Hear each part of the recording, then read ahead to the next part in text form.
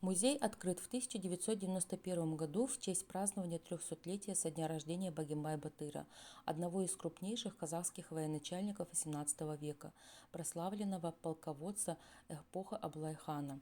В 1999 году было принято решение о присвоении имени Багимбай-Батыра историко-краеведческому музею. Также в 1999 году почетным гостем музея стал первый президент Республики Казахстан Нурсултан Назарбаев.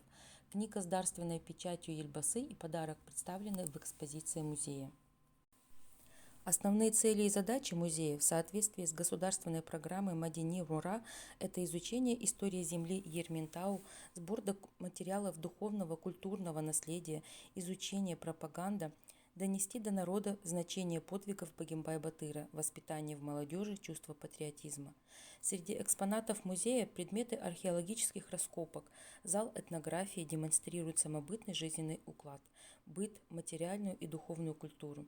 Сохранилась посуда казахского народа XIX-XX веков, медный таз правнука Сакулак-Би и подаренный губернатором Омска персидский ковер. Кроме этого, конская упряжь, пушнина, а также ценные исторические изделия 300-летней давности.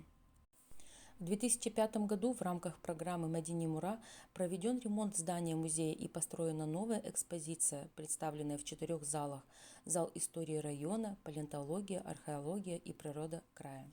В выставочном зале размещены выставки местных художников и мастеров народного творчества. Музей поддерживает тесную связь с общественными организациями, учебными заведениями Ерментауского района.